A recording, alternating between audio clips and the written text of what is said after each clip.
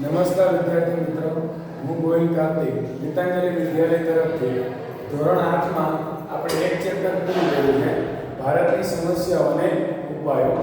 આજે આપણે ભણવાનું છે ધોરણ 8 માં જ પણ બીજું ચેપ્ટર છે આઝાદી અને ત્યાર પછી.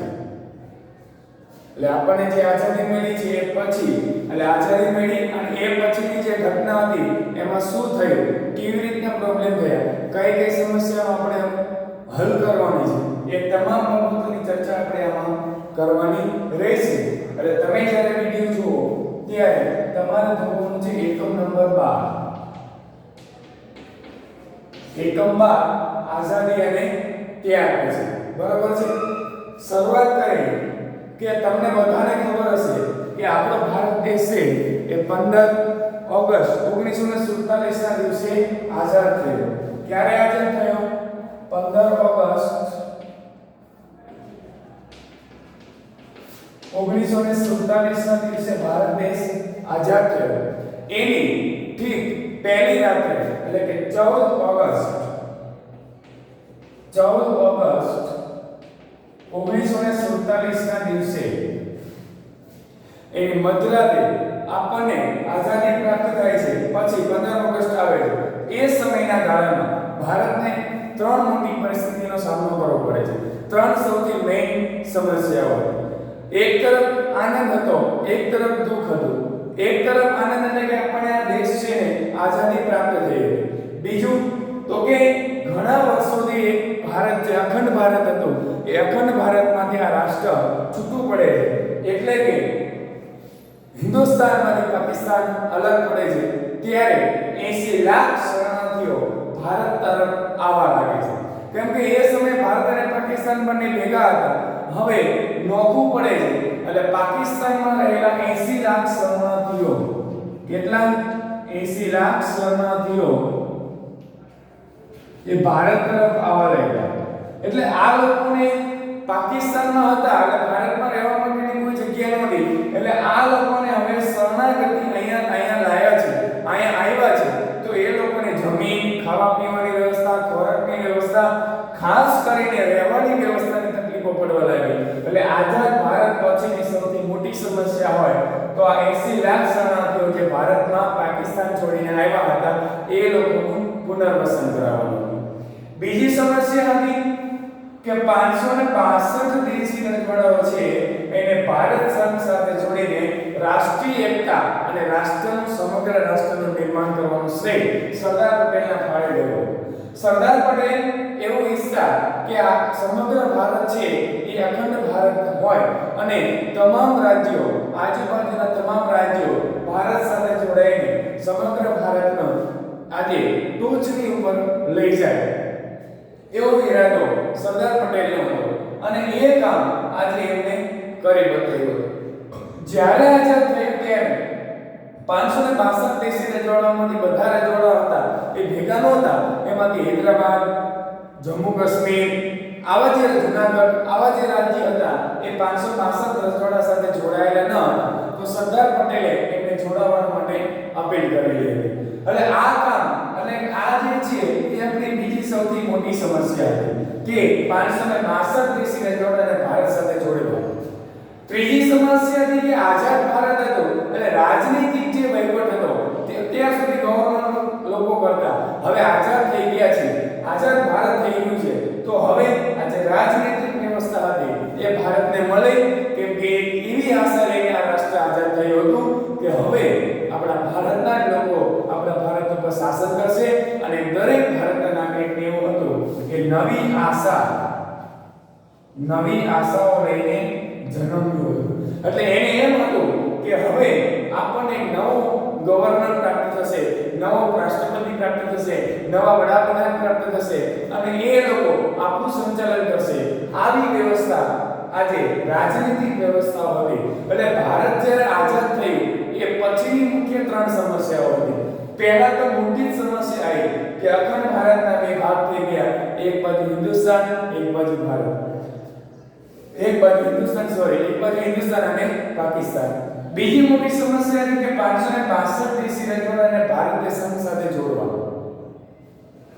અને એનું રાષ્ટ્રનું નિર્માણ કરો, અખંડ ભારતનું નિર્માણ કરો. સરદાર પટેલનો બહુ મોટો, હિન્દુસ્તાનમાં સૌથી મોટો ફાળો હોય તો એ સરદાર પટેલનો હતો.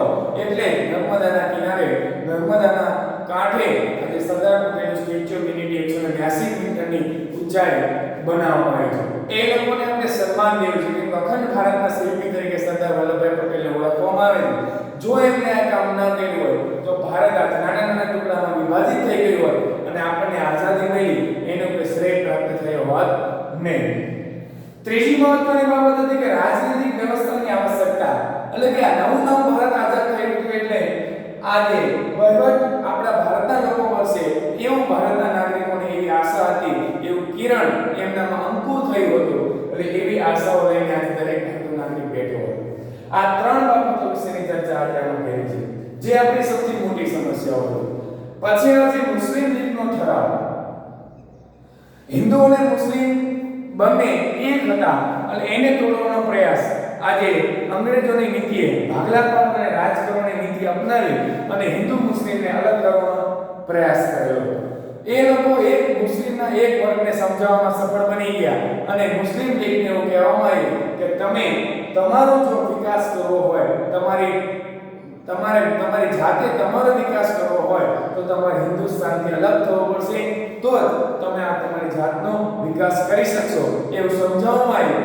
અને અંતે મુસ્લિમ લીગનો ઠરાવ છે એ 1940 માં લાહોર મુકામે જે અધિવેશન ભરાણું એમાં હિન્દુ અને મુસ્લિમને અલગ પાડવામાં આવ્યા અને હિન્દુ મુસ્લિમનો જે મુસ્લિમ લીગનો ઠરાવ છે એ પસાર કરવામાં આવ્યો. કેમ કે કેટલાક મુસ્લિમ નેતા એવું માનતા હતા કે મુસ્લિમોનું હિત નહીં સધાય, મુસ્લિમોને સુરક્ષા નહીં મળે જ્યાં સુધી અમે હિન્દુસ્તાન સાથે જોડાયેલા રહીશું, ત્યાં સુધી અમને લાભ પ્રાપ્ત થશે નહીં.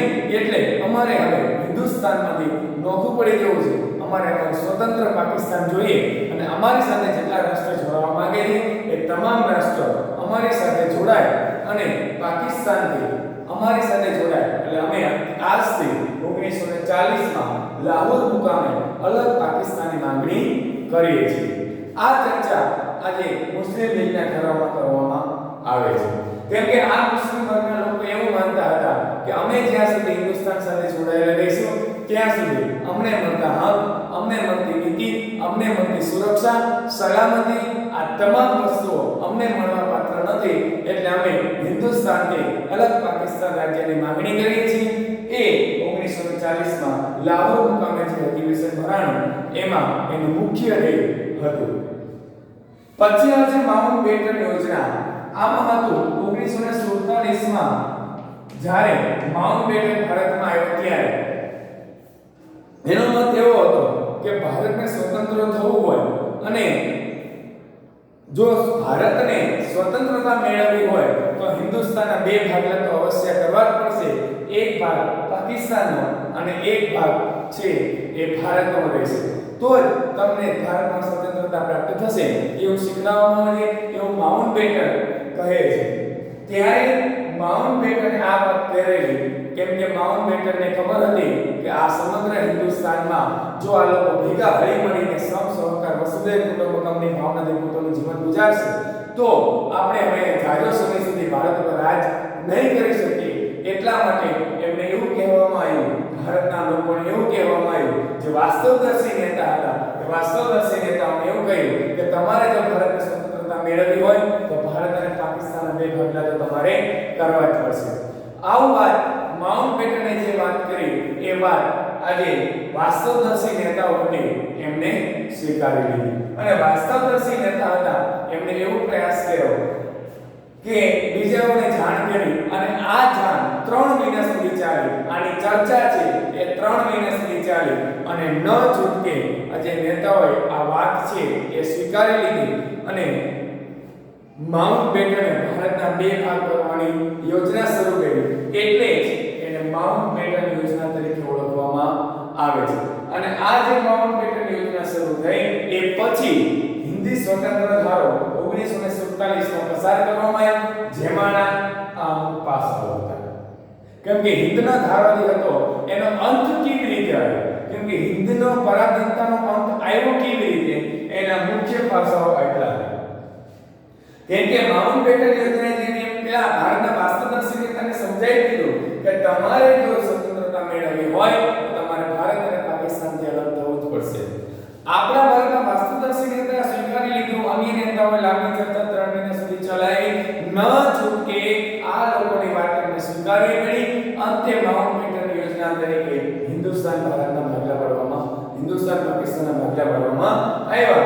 એ પછી હિન્દ સ્વાતંત્ર્ય ધારો 1947 ના દિવસે પસાર થયો, જેમાં પહેલો મુદ્દો હતો કે માઉન્ટબેટન યોજના અનુસાર બ્રિટિશ પાર્લામેન્ટે હિન્દ સ્વાતંત્ર્ય ધારો પસાર કર્યો. એની અમુક જોગવાઈઓ હતી, જેમાંની પહેલી જોગવાઈ હતી કે માઉન્ટબેટનની જે યોજના છે એ અનુસાર બ્રિટિશ પાર્લામેન્ટે હિન્દ સ્વાતંત્ર્ય ધારો પસાર કર્યો. બીજું તો કે હિન્દુસ્તાનનું ભારતીય સંઘ અને પાકિસ્તાન સંઘ એ બે ભાગમાં વિભાજન કરી.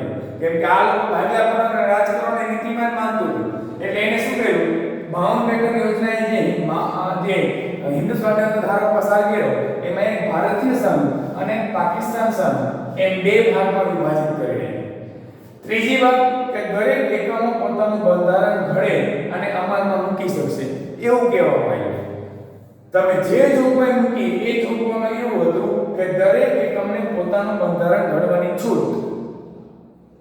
અને ચોથી બાબત હતી કે 562 રજવાડા હતા એ તમામ રજવાડાને ફરજિયાત નહીં કે તમે હિન્દુસ્તાનમાં જાઓ, તમે પાકિસ્તાનમાં જાઓ, એવું કંઈ જ નહીં.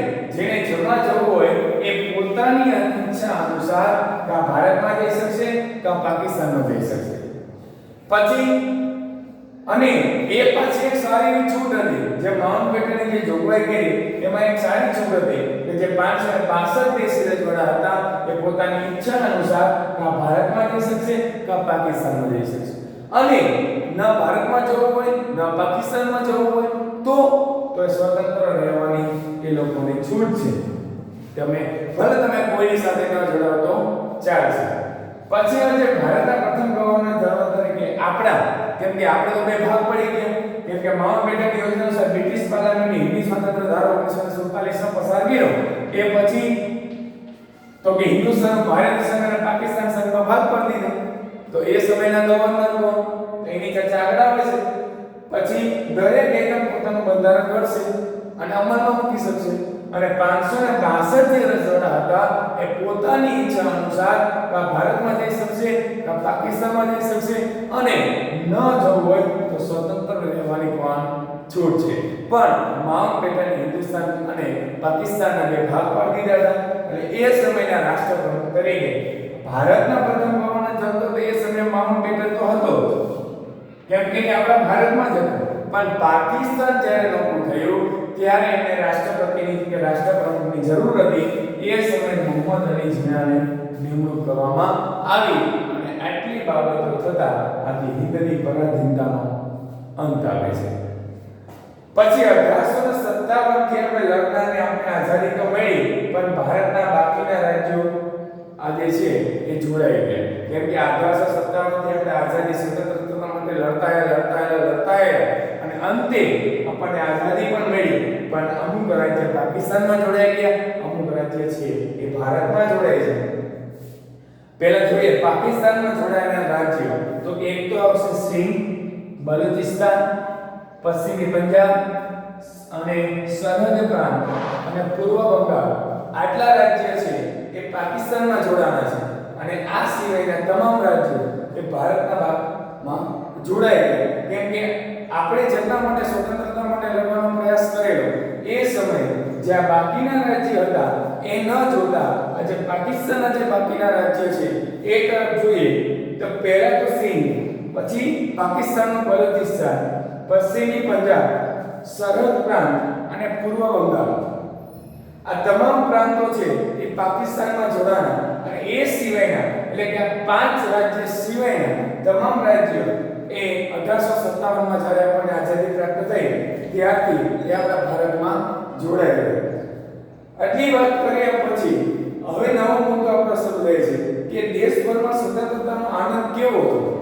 આપણને તો ખબર છે કે આઝાદી તો પ્રાપ્ત થઈ ગઈ. હવે આઝાદી પ્રાપ્ત થઈ ગયા બાદ હવે તો કે એક બાબત સારી હતી કે આઝાદ હિન્દમાં આપણે જન્મ્યા છે અને આઝાદ ભારતમાં આજે જે કામ આપણે વર્ષોથી કરતા આવ્યા છીએ. 100-200 વર્ષથી અંગ્રેજો આપણા પર રાજ કરે તો આ રાજ કરવા માટે પોતાની તમામ શક્તિઓનો ઉપયોગ કર્યો અને તમામ શક્તિને અંતે જે વ્યક્તિ કામ નહોતી કરી શકતી એ વ્યક્તિએ પણ દેશની આઝાદીમાં પોતાનું મહત્વનું યોગદાન આપેલું હતું. એટલે દેશભરમાં સ્વતંત્રતાનો આનંદ તો હતો, કેમ કે ન મળેલી આઝાદી અને એક ક્ષણથી જ્યારે આપણને આઝાદી પ્રાપ્ત થાય છે અને એવું કહેવામાં આવે છે કે આજ પછી તમે સ્વતંત્ર ભારતમાં પોતાનું જીવન જીવી શકશો, તમને સ્વતંત્રતા આપવામાં આવે છે, ત્યારે હજી દેશભરમાં ઘણો બધો આનંદ છવાયેલો જોવા મળતો હતો. પણ જ્યારે આપણને આઝાદી પ્રાપ્ત થઈ ત્યારે આજે જોવા જેવી વસ્તુ એવી છે કે આમાં જ્યારે દેશભરમાં સ્વતંત્રતા પ્રાપ્ત થઈ અને એક બાજુ આનંદ ઉલ્લાસથી આપણે આપણું જીવન શાંતિથી જીવવાનો પ્રયાસ કર્યો. એ સમયના જવાહરલાલ નહેરુએ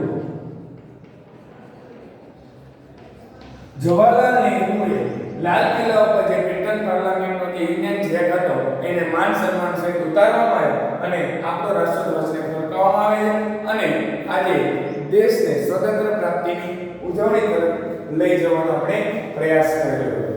અને પછી હતું કે દેશી રાજ્યોની હિલચાલ, કેમ કે આ સૌથી મહત્વની બાબત હતી, કેમ કે હિન્દ સ્વતંત્રતા ધારો પસાર કર્યો એટલે કેટલાક દેશી રાજ્યોએ સંપૂર્ણ સ્વતંત્ર થવાનો પ્રયાસ કરેલો. કેમ કે ધારાની જોગવાઈ મુજબ કેવું હતું, કેમ કે જ્યારે આપણે આ દેશી રાજ્યોની હિલચાલ કેમ સમજવાની, કેમ કે અહીંયા કહેવામાં આવ્યું કે જેટલા ભારતના દેશી રાજ્યવાળાઓ છે તેમણે સ્વતંત્ર રહેવાની છૂટ છે, ભલે પાકિસ્તાનમાં ન જોડાય તો ચાલશે, ભારતમાં ન જોડાય તો ચાલશે. એટલે અહીંયા પણ એવું થયું કે જ્યારે હિન્દ સ્વતંત્ર ધારો પસાર કરવામાં આવ્યો ત્યારે આજે દેશી રાજ્યોને સંપૂર્ણ સ્વતંત્ર થવાનો હક પ્રાપ્ત થયો અને આ દેશી રાજ્યોએ પાછો પ્રયત્ન પણ કર્યો કે અમે સ્વતંત્ર રહીએ. એટલે જો ધારાની જોગવાઈ મુજબ દરેક રાજ્ય સ્વતંત્ર રહેવા ઈચ્છે તો સ્વાભાવિક છે, સમજાય કે સ્વાભાવિક છે કે સર સીપી રામસ્વામી અય્યર અને રાજ્યને સ્વતંત્ર સાર્વભૌમ રાજ્ય તરીકે જાહેર કર્યું. સમજવાની એ વસ્તુ છે, તમને સમજાવું કે માઉન્ટ બેટને જે ધારો પસાર કરેલો દેશી રાજ્યોની હિલચાલ પર સમજવાનું છે કે એ સમયના આપણા sir CP Raman Ramaswami Iyer, sir CV Ramaswami Iyer Travancore રાજ્ય, કયું રાજ્ય? ત્રાવણકોર રાજ્ય ને સ્વતંત્ર જાહેર કર્યું. પહેલા કેમ કે આ બાબત એ હતી કે 562 દેશી રાજ્યો જે છે એમના ભારતમાં જોડાઈને પાકિસ્તાનમાં ન જોડાવો તો સ્વતંત્ર રહી શકશે. એનો જ્યારે હિન્દુ સ્વતંત્ર ધારો પસાર કર્યો એટલે સૌથી પહેલા સર સીપી સ્વામી અય્યરે ત્રાવણકોર રાજ્યને સ્વતંત્ર જાહેર કર્યો. એ પછી તો કે હૈદરાબાદના નિઝામે પણ શું કર્યું? સ્વતંત્રતા જાહેર કરી. હૈદરાબાદના નિઝામે. પછી જૂનાગઢના નવાબે, જૂનાગઢના નવાબે પણ આજે પાકિસ્તાન સાથે અમે જોડાયેલા છે એવું જાહેર કર્યું. પછી ભોપાલના નવાબે અને ઇન્દોરના હોલકરે આ બધા લોકોએ સ્વતંત્ર રહેવા માટેની ઈચ્છા વ્યક્ત કરી. સૌથી પહેલા સર સીપી રામસ્વામી અય્યરે ત્રાવણકોર રાજ્યને સ્વતંત્ર જાહેર કર્યું. પછી હૈદરાબાદના નિઝામે જાહેર કર્યું. જૂનાગઢના નવાબે તો એમ જ કીધું કે અમે પાકિસ્તાન સાથે જોડાઈ ગયા છે. ભોપાલના નવાબે પણ સ્વતંત્રતા જાહેર કરી અને ઇન્દોરના હોલકરે પણ એમ કહ્યું કે અમે ભારત પાકિસ્તાન સાથે જોડાયેલા નથી, અમે તો અમારું સ્વતંત્ર જીવન જે જીવવાનો પ્રયાસ કરીશું. તમે જ્યારે 9મા ધોરણમાં આવશો ત્યારે હૈદરાબાદ, જૂનાગઢ અને જમ્મુ કાશ્મીર આ ત્રણેય રાજ્યોને ભારતમાં કેવી રીતે જોડવામાં આવ્યા એની ચર્ચા તમારા ધોરણ 9માં કરવામાં આવશે. પણ હું તમને આ ત્રણેય રાજ્ય વિશે આપણે જ્યારે ભાગ બીજો આવશે ત્યારે હું તમને સમજાવીશ કે હૈદરાબાદ કેવી રીતે જોડાણું ભારતમાં, જૂનાગઢ કેવી રીતે જોડાણું અને જમ્મુ કાશ્મીર ભારતમાં કેવી રીતે આવ્યું, એનું વર્ક એમને શું હતું એ પરિસ્થિતિ, એ પરિસ્થિતિનો સામનો એ લોકો ન કરી શક્યા અને અંતે એ ભારતમાં જોડાઈ ગયા. તો એની ચર્ચા હું તમને આગળના લેક્ચરમાં કરીશ. અત્યારે તમારે એટલું સમજવાનું છે કે આ જે બધા હતા આ લોકોએ સ્વતંત્ર રહેવાની ઈચ્છા પ્રગટ કરે છે. એટલે સરદાર પટેલને એવું લાગે છે કે એ સમયના આપણા ગૃહપ્રધાન હતા, નાયબ વડાપ્રધાન હતા, એટલે એમને એવું થતું કે જો આપણને સ્વતંત્રતા પ્રાપ્ત થઈ છે અને આ બધા લોકો સ્વતંત્ર રહેવાનો પ્રયત્ન કરશે તો આપણને જે સ્વતંત્રતા મળી છે એનો કઈ અર્થ રહેશે નહીં. કેમ કે ભારતના લોકો છે એ નાના નાના રાજ્યોમાં વિભાજિત થઈ જશે અને એકબીજા રાજ્યો તેમની સરહદના પ્રશ્નો ઉભા કરશે. કેમ કે આ બધું જૂનાગઢ છે, હૈદરાબાદ હોય, ભોપાલ તો આજુબાજુની તો સરહદ અડવાની જ છે. તો સરહદ ઊભી થશે તેના પ્રશ્નો ઉભા થશે. એટલે નાના નાના ખંડમાં ભારત વિભાજિત થવું ન જોઈએ. આટલો પ્રયત્ન સરદાર પટેલે કર્યો. કેમ કે જો નાના નાના વિભાગમાં વિભાજિત થઈ જશે તો વિકાસના કામો છે એ અટકી જશે. ભારત જે સમગ્ર વિકાસ કરશે એ સમગ્ર વિકાસ થશે નહીં. વિકાસના જે સંસાધનો છે એ મર્યાદિત બની જશે. રાજ્યની વચ્ચે સંઘર્ષ ઉભો થશે, સરહદના પ્રશ્નો ઉભા થશે અને તેથી આપણને મળેલી સ્વતંત્રતાનો કોઈ અર્થ રહેશે નહીં. કેમ કે એ મોટો પ્રશ્ન હતો કે જો અલગ થઈ ગયું, નાના નાના ખંડમાં વિભાજિત થઈ જશે તો સૌથી મોટા પ્રશ્ન, અને એ પણ ભારત નાના ખંડમાં વિભાજિત થશે એટલે સૌથી મોટો પ્રશ્ન ઉભો થશે પહેલો કે દેશનો વિકાસ અટકાશે, દેશનો વિકાસ રૂંધાશે. બરાબર? કેમ કે હવે ભેગા થઈને કરે અને અલગ થઈને કરશે એમાં ઘણો બધો ભેદ છે. આપણે નાના નાના એક વાર્તા પ્રચલિતમાં સમજતા કે એકલો કામ કરી શકે અને બધા ભેગા મળીને કામ કરી શકે, કયું બેસ્ટ છે એ આપણે જોયું કે લાકડીનું ઉદાહરણ દ્વારા કે એક લાકડી આપણે ભાંગી નાખશે પણ બીજી 4-5 લાકડી એક સાથે ભાંગો તો નહીં ભંગાય. એટલે સરદાર પટેલ એવું માનતું હતું કે ભારતના જેટલા રાજ્ય છે બધા રાજ્ય એકબીજા સાથે જોડાયેલા છે જેથી અખંડ ભારતનું નિર્માણ કરી શકાય અને બહારની વિદેશી પ્રજા આપણી ઉપર હુમલો કરી શકે નહીં. બીજી બાબત હતી કે સરહદી પ્રશ્ન ઉભા થશે કે અમારે એટલી જમીન, અમારે એટલી જમીન. તમે સમજો ને કે આપણો અખંડ ભારત અત્યારે છે તો પાડોશી રાજ્યો છે, ચીન છે, પાકિસ્તાન છે, એ લોકો છે, એ લોકો હજી આપણે સરહદના પ્રશ્ન ચાલુ છે, હજી પણ આપણે ભારત ચીનનો સરહદનો પ્રશ્ન ચાલુ છે. તો તમે એકલી વાતમાં સમજી જાઓ તો આ ભારતના રાજ્યો જ્યારે નાના નાના ખંડમાં વિભાજિત થઈ જશે ત્યારે કયો મોટો પ્રશ્ન ઉભો થશે તો કે સરહદ, પછી તો કે સંઘર્ષ ઉભો થશે. આ ત્રણ પ્રશ્નો મોટા થાય કેમ કે હજી પણ આપણે આમાંથી આગળ આવ્યા નથી. અખંડ ભારત કરે પણ હવે આપણે પાડોશી રાષ્ટ્રોથી આપણે હેરાન થઈએ છીએ. આપણે દેશનો વિકાસ પણ થાય છે, નાના નાના મોટા મોટા નક્સલી હુમલાઓ થાય છે, સરહદી પ્રશ્નો ઉભા થાય છે, અમારે એટલી જમીન, તમારે એટલી જમીન, સંઘર્ષ ઉભો થશે અને અંતે નાના નાના ખંડમાં વિભાજિત થઈ જતા આજે આપણને એ પ્રશ્ન થશે કે આપણને જે સ્વતંત્રતા મળી છે, આપણે આટલા ટાઈમ પછી જે આપણા ભારતના ક્રાંતિવીરો છે એ પોતાનું જીવનનું બલિદાન આપીને આજે આપણે સ્વતંત્રતા આપતા ગયા છે એનો કાંઈ અર્થ રહેશે નહીં. હવે તમારે કાલ શું ભણવાનું છે તો હૈદરાબાદ, જૂનાગઢ અને જમ્મુ કાશ્મીરમાં ભારતમાં કેવી રીતે જોડવામાં આવ્યું અને દેશી રાજ્યોનું વિલીનીકરણ કેવી રીતે કરવામાં આવ્યું એ હું તમને ભાગ લેવા ભણાવીશ. અસ્તુ.